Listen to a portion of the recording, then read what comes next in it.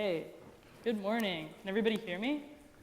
All right. I need a brave kid to be a narrator.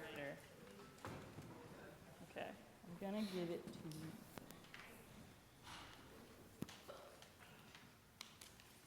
you. Okay, here we go. And does everybody have palms with them? Okay, some special ones here. Who wants one? You want this big one? Anybody else need one?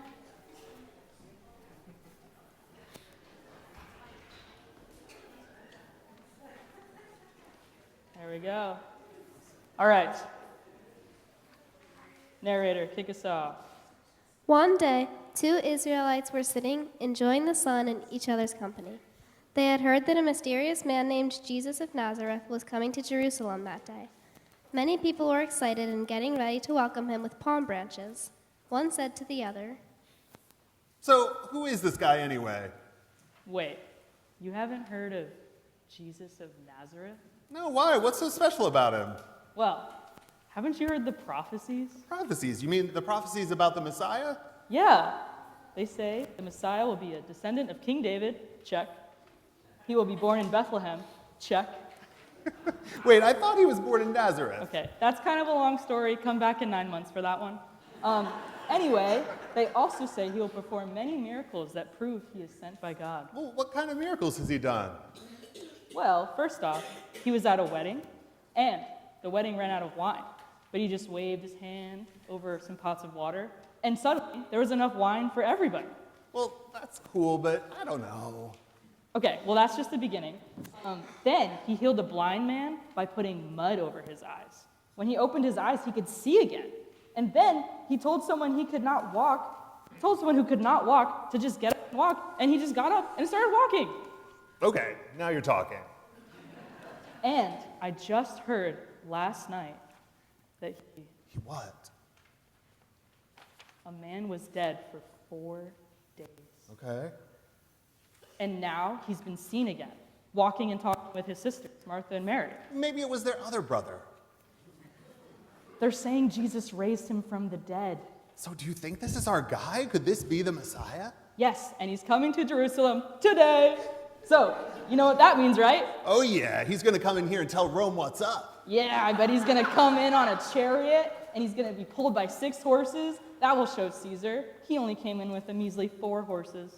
Yeah, well, I bet he's gonna march in here with a whole army, double the size of Caesar's, and I bet he'll even have angels ready to guard him. Oh man, I can't wait. Israel could be restored to its former glory by tomorrow. Let's go down to the city gate and welcome him. If we wave palm branches, that will show him we're on his side. Yes, let's go at once. So they went down to the city gates where there was a large crowd gathering. The crowd held up palm branches and eagerly awaited the arrival of Jesus. Hey kids, wave your palm branches really high. And adults too.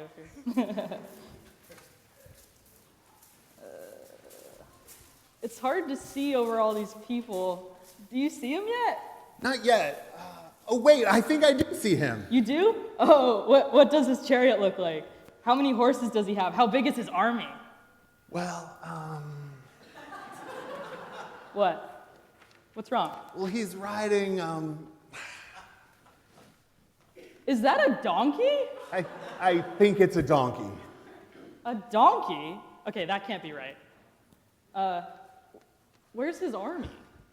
There's a couple of guys following him, I think, but they don't have any armor or weapons, and they look like they haven't shaved in months. All right, this can't possibly be the Messiah. I mean, how will he save us with no army? Then the two Israelites left the city gates and carried on with their day as if nothing had happened. The end.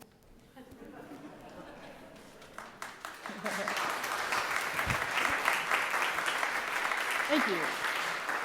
Okay. All right, kids. Why do you think that those Israelites were disappointed by Jesus riding on a donkey? And can you pass in the mic? They heard a bunch of good stuff about him, and then they see him riding a single donkey with 12 guys, and they're like, I thought he would save us or something. No, Yeah. What did they think he would do to save the Israelites? fight off the army of Fight off the Caesar. army. Yeah, fight off Rome. Yeah, so, oh, Mason, go ahead. I think that Hold it nice and oh close. sorry. I think that they were kind of used to how Caesar kind of treated it, like just going like fight off like whoever's trying to invade or whatever. They're used to Caesar's way of doing things. So I guess they were just like kind of disappointed that it was kind of just one measly little donkey. So. Yeah. Finch, did you want to say something? Go.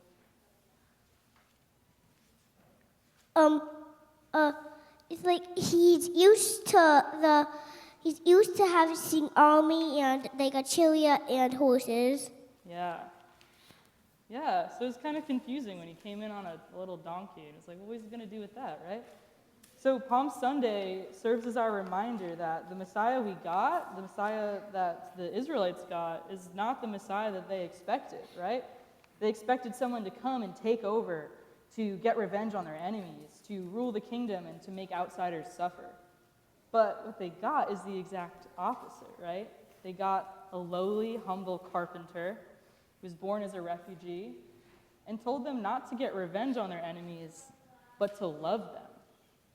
So, let this story, Palm Sunday, remind us that Jesus' way of life is a way that does not listen to our human way of doing things, or maybe Caesar's way of doing things.